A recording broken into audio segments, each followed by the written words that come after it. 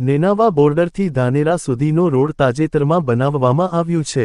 બનાસકાંઠાનું ધાનેરા તાલુકાનું નેનાવા ગામ જે ગુજરાત અને રાજસ્થાનનો સરહદ ઉપર આવેલું છે, ત્યાં થોડા દિવસો પહેલા નેનાવાથી ધાનેરા સુધીનો રોડ મંજૂર કરવામાં આવ્યો હતો।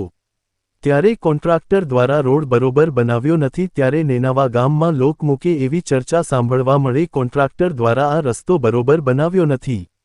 ત્યારે નેનાવાના જ એક પત્રકાર રમેશભાઈ ત્રિવેદી દ્વારા રિયાલિટી ચેક કરતા ખબર પડી કે આ રોડની અંદર ભ્રષ્ટાચાર થયેલ છે। રોડનું ટેન્ડર 24 કરોડ 72 લાખ છે। નેનાવા ગામ પાસે ઇંટવાઈ તળાવ પાસે ટુકડો બાકી હતો। ગઈકાલે રાત્રે રોડ બનાવવામાં આવ્યો। અમે રિયાલિટી ચેક કરતા રોડ ઉપર એક તિરાડ જોવામાં આવી। આ તિરાડની અંદર ડામર પણ નથી રોડ ઉપર, અને કયો ડામર ક્વોલિટીનો વાપરેલ છે એ પણ ચેક કરવામાં આવે। આ કોન્ટ્રાક્ટર સામે કાયદેસરની કાર્યવાહી કરવામાં આવે। ભ્રષ્ટાચારની ગંધ આવે છે। રિપોર્ટર રમેશ ત્રિવેદી, નેનાવા, ધાનેરા। ની અંદર આ ઇટવાઈ તળાવ છે, આપ જોઈ રહ્યા છો।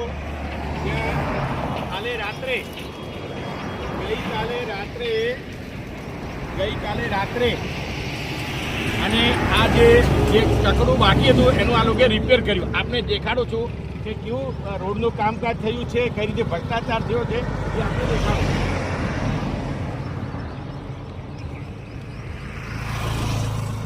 આ લોકોએ પૂરો 2 ઇંચે નથી, 1 ઇંચ કે એટલો છે।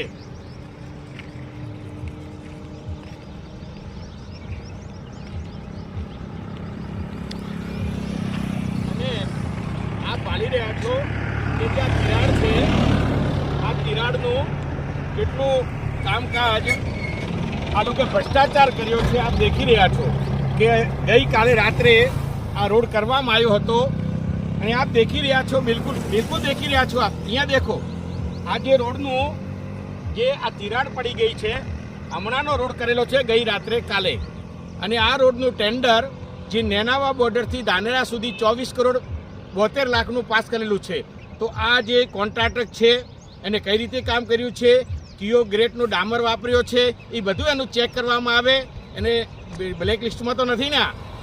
અને આ જે પૂરું અત્યારે જે આ રોડની જે તિરાડ પડી છે, અને અહીંયા ડામર પણ નથી દેખાતો, એને લગાડેલો ડામર પણ નથી। આપ દેખો, ડામર પણ નથી। તો આ કેટલું એને ખાલી ઉપર ચડ્યો અને આ ચડાયું છે।